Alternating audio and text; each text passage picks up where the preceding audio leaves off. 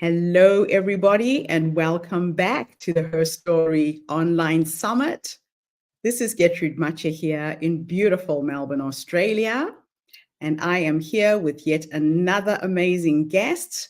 Thank you to all of the amazing speakers who have contributed so far.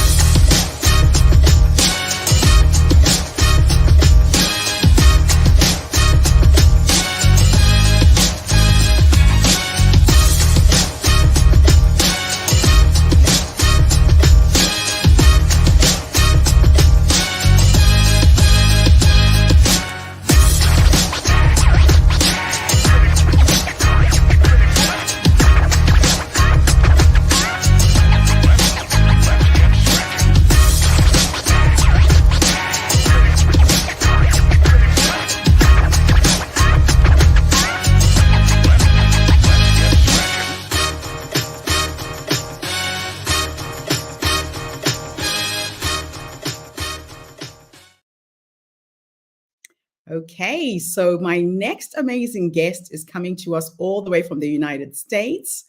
Welcome, welcome, welcome to our tribe. Please tell everybody your full name, where you're based, and share your story with us today.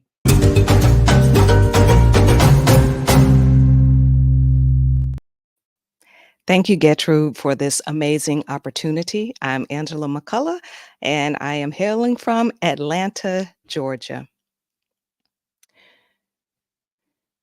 It was supposed to be a simple conversation, but I'll never forget the words. You're only here because of affirmative action. I felt the sting, but I didn't flinch. Those words were designed to make me question myself and doubt my worth. And for a moment, it worked. But then I remembered who I am. I remembered the countless hours, the hard work, the setbacks I had already overcome to get there. I wasn't about to let his narrow view of me define my future. I wasn't made to fit in his mold. I was made to break it. And I thought to myself, you'll work for me one day. That moment didn't break me. It propelled me. It's what led me to write Beyond Gender and Ethnic Stereotypes and to launch the Unstereotyped podcast and to dedicate my career to helping women just like you. I know you faced your moments of doubt where someone tried to make you feel like you didn't belong. And I'm here to tell you, you do belong. You weren't born to quietly sit or blend in. You're here to shatter ceilings. How often have you been told you're only here because they needed someone like you, as if somehow your achievements don't count? But let me tell you, you don't need permission to claim your space. You didn't stumble into success, and no one handed you a seat at the table. You've earned every bit of it. Now, I want to ask you, type shatter ceilings in the chat if you're ready to break through. You see, I've seen it all too often before.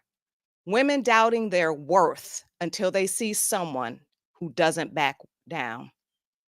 That's why I do this work. That's why I tell these stories. Shatter, don't settle. That's the mantra. Keep it with you. You're here for more. You're here to shatter ceilings and never settle for anything less than you deserve. Life certainly throws obstacles at you. I know it, and I know you felt it. But the truth is that setbacks are not stop signs. They're steps that push you higher. And there's a few women I highlight in my book. Alice is one of them. She worked her way up, proving her value only to be told she wasn't wanted back into her role. She was angry and embarrassed, and it would have been easy for her to walk away. But instead, she took a new position. It was actually a step down, she thought to herself. The role, though, became her launch pad. It pushed her to grow in ways and open doors that led her to even more success.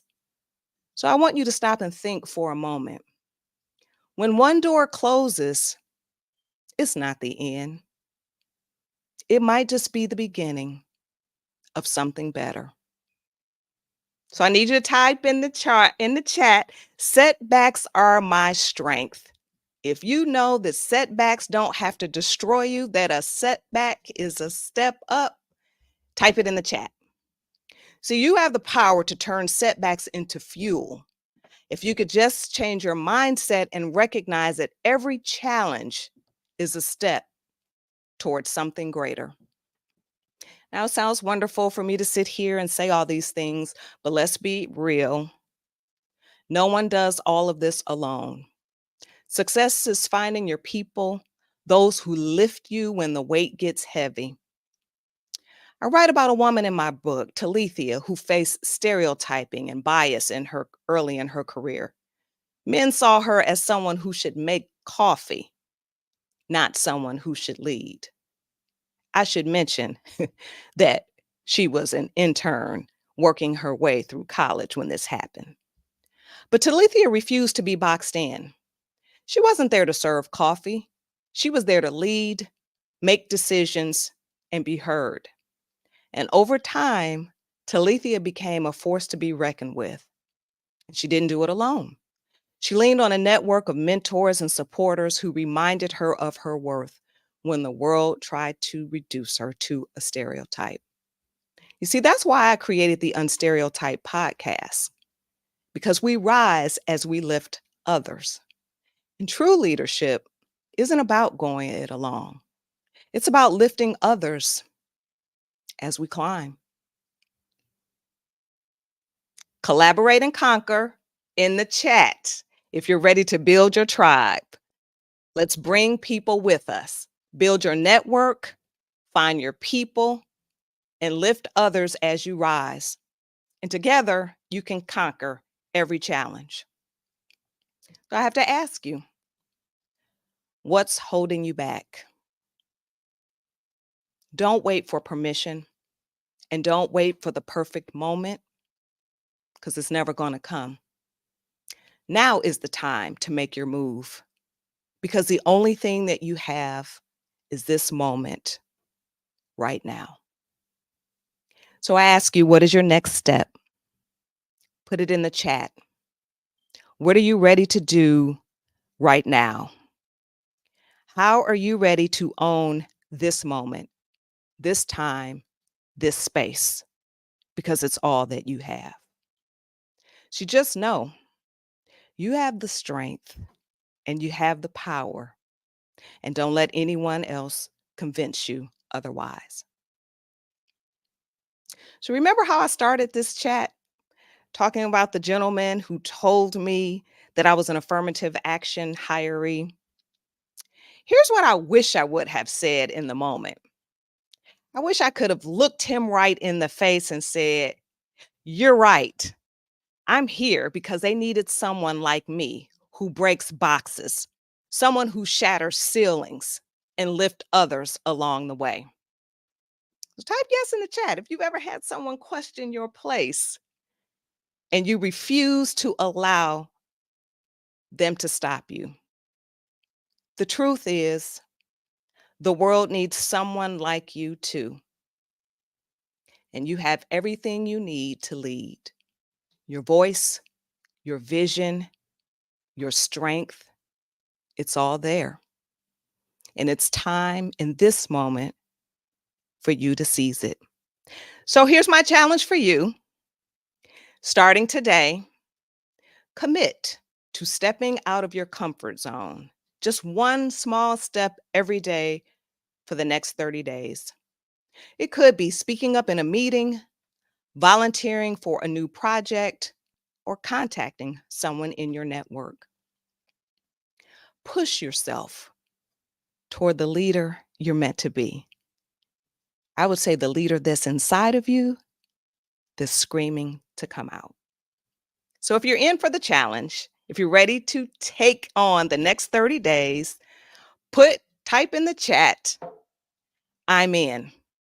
See, the reality of what's holding you back is you. So stop holding back. Let's stop waiting for others to give us permission. This is your time to make your mark, and you're here to lead. You are ready, and the world needs what only you can bring. So let's go out there and make it happen. You're ready for this. Every challenge you faced has prepared you. So when you leave here today, I want you to remember one thing. You are here because the world needs you to lead. Thank you. Thank you, thank you, thank you so much. Oh my gosh, Angela, every time I connect with you, you leave me energized, you leave me inspired, you leave me feeling powerful. And Loretta is online right now responding to your call. She said, Yes. this is powerful. Thank I you. have power and I'm in. So, Loretta, Yes. thank you so much for tuning in with us today and giving us that feedback. Yes. Absolutely amazing. Now, as I listen to you speak, everything you said is a very common story, especially for women of color. I know that throughout my career, I was faced with the same rhetoric, the same challenges. If there's somebody who's listening to us right now, who's going through a similar experience at work, that sense of no self-worth because people don't see you for who you are, what 3 nuggets of wisdom could you give that person right now? Yeah, that is really, unfortunately, such a common problem. I think one of the things that I have found has helped me is really having a sense of community. And so I had a couple communities. I had the community of family, the close friends, people that I could talk to. We had kinship, shared support. You could let your hair down, stop having to be perfect, and just connect with them. And I found that to be truly supportive. I will tell you that in most of my career, in the earlier days in my career, it really was the family support and the community that got me through it. Now, as I'm over 30 years in my career, the latter years in my career have been truly amazing because I was able to build a support system of women, of colleagues that were similarly situated as me, and they were women of color. And again, we were able to talk and have shared kinship because we were in the same environment together. So that is one. That is one key. I would definitely say is build your network. The other one is it's important to have a sense of who you are. I think a lot of times we are who other people have said we should be. We're who our parents set us up to be, our churches, our community, and all of these societal pressures on us to be these certain individuals. And many of us really are disconnected from who we truly are. And so being clear in your values and what's important to you is critical to being in environments because when you're clear that you're in an environment that is not in alignment with your values, it makes it a lot easier for you to potentially go out and seek environments that are better aligned with you. And the third thing that I want to offer that is critical is the power of owning your voice. Many times, because we are the only one in the environment or one of only a few in the environment, we feel silenced because we're not seen and we're not heard, and often our perspectives are not valued. But what I offer you is you can't allow that to quiet you. I think being in that environment, it requires you to use your voice, talk about your work, talk about what is going on, call things out as you see them. It's risky, but those are my three things. Fantastic. Now, what role has affirmative action played in your journey as a professional, and how has it influenced your sense of self-worth? I know there's a lot going on in the United States right now. Affirmative action has become a dirty word. How did you help you to get to where you are? Whew, it has become a dirty word. Mm, And while the individual said what he said to me about me being an affirmative action hiree, the reality is that I certainly had the credentials. I came into my workforce having spent time in the United States military. So I was experienced. And it was at a time where there was intentionality to try and create diverse environment. So saying that I was an affirmative action hiree, somehow he was trying to knock me down. But the reality mm, of it is, I am a Black woman in America with experience. And so yeah, that is one of the things that opened the door. But it wasn't because they were counting numbers, it was because I was qualified. I had yeah. the exact credentials that I had gained from my experience in the military. So I was qualified coming in. Oftentimes, I will tell you in much of my career, I looked around and not only was I the only Black person, I was also the only woman. So their affirmative action was going on around me because I was in a very technical career field. But right in front of me, there weren't always people who looked different, who thought different. Most of the time, it was just me. I would say in the latter years, there has been a concerted effort to create more diversity in the workforce, to have all ethnicities, religions, gender, and all of that. And so the work goes on, but the work is particularly hard because the work goes on in an environment that really doesn't want it. And the backlash that you're talking about, there is a segment of the population that has somehow created this story that somehow diversity is wrong, that Mm, somehow diversity is reverse discrimination, and they just don't want to embrace having a workforce that represents all of the United States of America. mm, mm. It's sad. Very sad to see. Yes. Now, in moments when you faced imposter syndrome or questioned your worth, what strategies did you use to reclaim your confidence?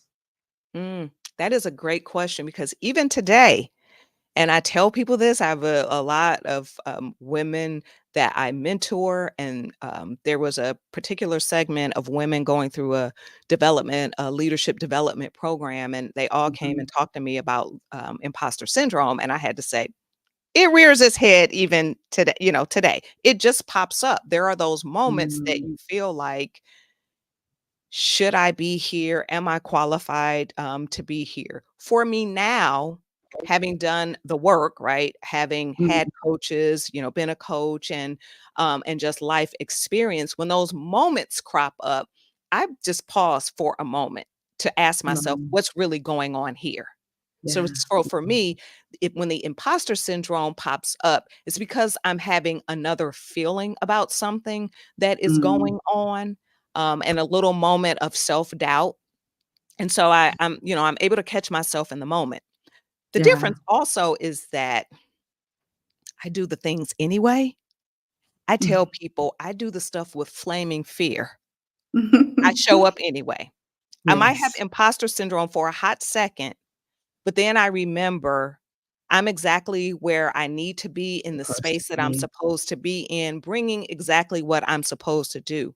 So even if I have a moment of Exactly what self-doubt, yeah, I still push forward anyway. So it's catching myself, and it's having a conversation with myself and kind of coaching myself through, okay, Angela, wait a minute, what's going on right now? And being able to yes. assess what's going on behind the scene. I love that. So, have you ever felt pressure to prove yourself more because others viewed your success as a product of affirmative action? And how did this affect your self perception? That is,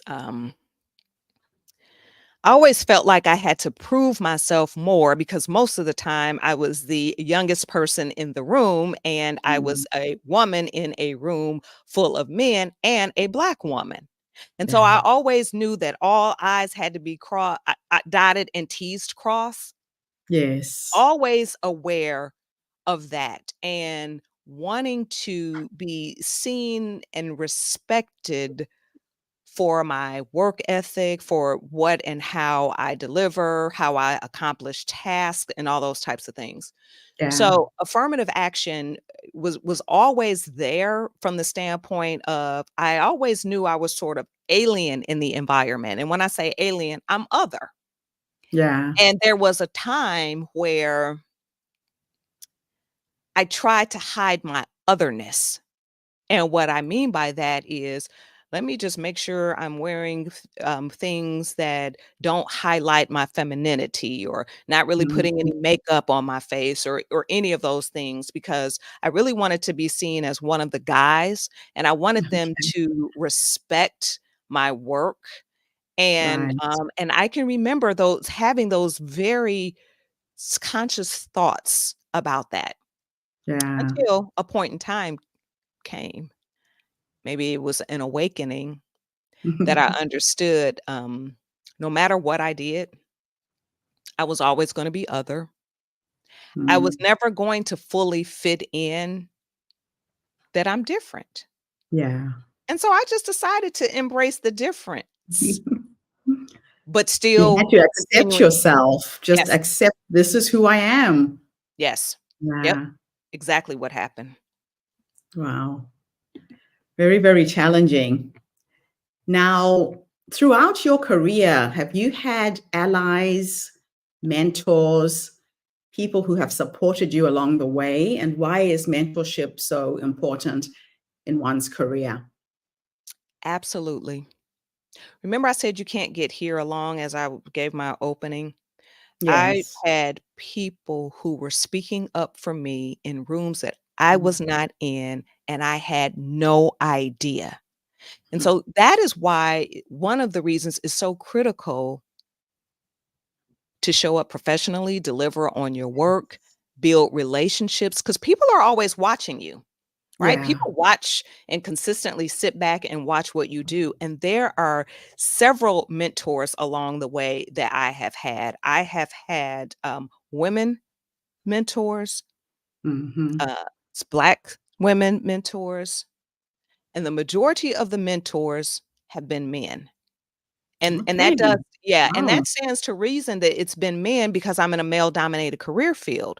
So the Yes. majority of people who were in critical positions or positions of leadership were men.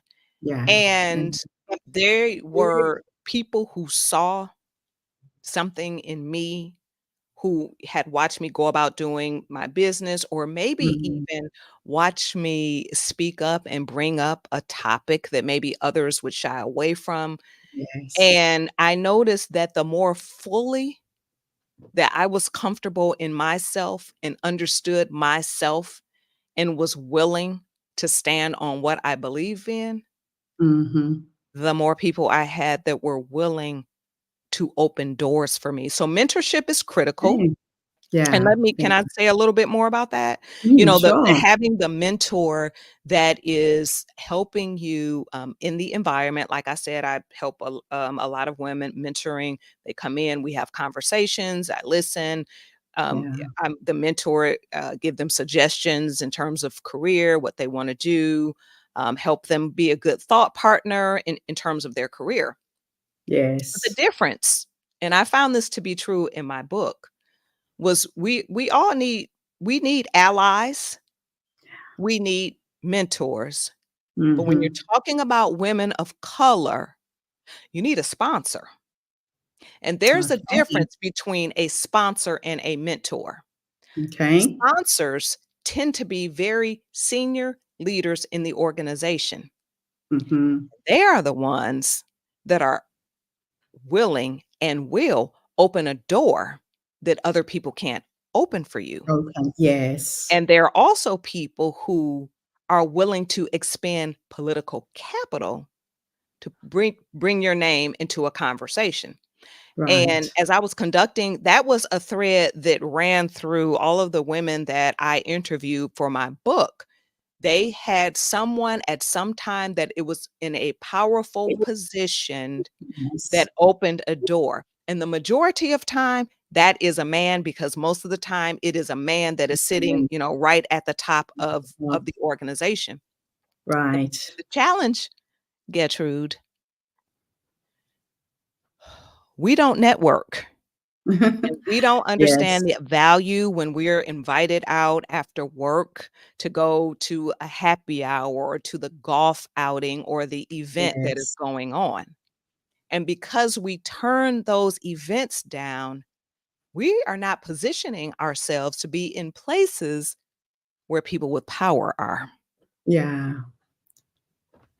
That is so true. We have to be in the room, and nobody's going to invite you into the room unless you take yourself there. The opportunities are there, but sometimes we don't grab them. Mhm. So what advice would you offer women who have been made to feel like they only achieve success due to their gender or ethnicity rather than their skills? It's a very interesting question that you ask, because people will tell you that, but you get to decide if you are going to own their version of your story. Yeah, Mhm. people will say, "Oh, you only got here because you're a woman, or you're this, or or you're transgender, or you're the flavor of the month, so we put you in." Mm, You can either take that story in and believe that story yourself, or you yeah. can reject their story. For Yes. the It's a story choice you that get to you've make. yes, and so when we Mhm. understand, look, those things happen, and I understand they weigh on you, they can tear you down. Yeah. But there does come a point in time that you get to choose. People that know me always, the people that know me have heard me say, you don't get to define me. Like, you Mhm. can't put a definition on me. I define me. I Yes. define myself. And that's where, again, this work with women is helping them understand, okay, I mean, like, you can take that on, but why would you? Why would you Why take would you? on a Yeah. story that is in complete opposition to the life you've lived, to the work that you've done, that you have positioned yourself? But and Yes. again, that's why I do the work, because when somebody tells you that so many times, you begin to You believe start it's true. believing it. Yeah, and so that's kind of the work that True. we can do around your mindset, and, refocusing your mindset. We don't do a good job at all of reflecting on our successes, the things that we have done to get us there, and so Yeah. I help you remember all the things that you have forgotten about your Mhm. brilliance and your amazingness, and then through that work, you can rewrite your story. The new story. Yes, absolutely. So let's talk about your work now and what you're doing to empower women. I'm really excited that I've got you on today. Tell us, what do you do to empower women? I've got your LinkedIn profile at the bottom of the screen in case anybody out there wants to reach out to you. I love that. Thank you so much. I'm super excited. I'm doing a number of things. One of the things is I, provide some social commentary on LinkedIn. I like to talk about some things that people won't talk about, particularly things around being a woman or being a woman of color in professional spaces. And I am drawn to this very idea of doing this critical work to reframe the stereotypes that society has about all women, and then Mhm. the unique set of stereotypes that underlie, Black women, Latina, Asian American, Native American. There's all these different stereotypes that are Yes. so pervasive that people believe that they are the truth. And Mm. women on their journey often find themselves in situations where they are being stereotyped and they're kept out of situations. Oh, you're too emotional, you're too aggressive, you're too, all of the twos, right? Yes. And so, And so part of that is this upcoming podcast called the Unstereotyped Podcast, where I'm Mhm. highlighting women that are leading and entrepreneurs, trailblazers, people who are upsetting the industry, or just everyday women that are making it happen in spite of all of the odds and the stereotypes. And one Mm. thing that's important to me is amplifying those voices because I need women to see everyday women that are making things happen every Mm. day. So I that's love one big it. thing, and super excited about the podcast, and then there'll be a magazine. Again, this is all about giving a platform for women to tell their story, again, owning Yes. their story, much like you, Gertrude, and Oh, her yes. story and all the work, and all of the work that you're doing. And so amplifying those voices. I also educate and Right. workshops. And then, of course, like I said, I work personally with women really on that mindset, reframing the story, because every Mhm. woman wants to lead with more impact and more influence. Fantastic. This is absolutely wonderful. And so you are looking for podcast guests. Tell us who should be connecting with you with regards to your podcast. Yes, thank you so much. Yes, I am looking for people that I can highlight. You don't have to like, I'm not looking for the Fortune 500, but if you happen to be a Fortune 500, you want to be on here, then just, jump on over here.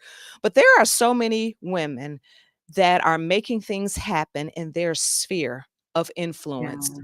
And I'd love to be able to tell your story. We need to educate not just other women, but we need to educate the world about the Mhm. brilliance and amazingness that women are doing. Yeah. We want to, it's about empowering other women because look, if you see I did it or you see Gertrude did it, you can Yeah. do it. So Believe we're it. creating a place where they can see other women. We're Yeah. also educating. There are a lot of women in workplaces that people really don't want them, and they are dealing with a lot of issues, not being seen, being Mm. talked over, they can't get promoted, they're not feeling valued. We can go on and on and on. Yeah. And so the podcast is a place where they can come and get some actionable tips and tricks on how to Okay. deal with their situation. So the podcast is will go live in October. And so right now Okay. I am interviewing to get the guests, and I love to have any guests who feel like they want to be on the podcast. They can email me as you have there at Yes. Unstereotype Podcasts. And it is a video podcast because we want Yes. to see your beautiful face. Because it's nice if we can hear the voice, Yeah. but we need women to see other women Other that women look who like look them. like them. Yes, Yes. absolutely. I Yep. love it. Yes. Angela, thank you so much for coming online and sharing your amazing story with us today. And thank you to everybody who's tuned in again. I will be back again tomorrow with yet another amazing guest. Just remember, the Her Story Circle is a social impact movement. We bring you the stories and voices of women from all over the world to uplift you, inspire you, energize you, but most importantly, to empower you with knowledge, with skills, to take you from where you are now to where you want to go. So if you're looking for support to break that glass ceiling, to change your career, to get a better job, Angela's the woman to talk to. Get in touch with her. I'll be back again tomorrow, everybody. This has been absolutely awesome. Have a fantastic day, morning, or evening, wherever you are in the world, and bye for now.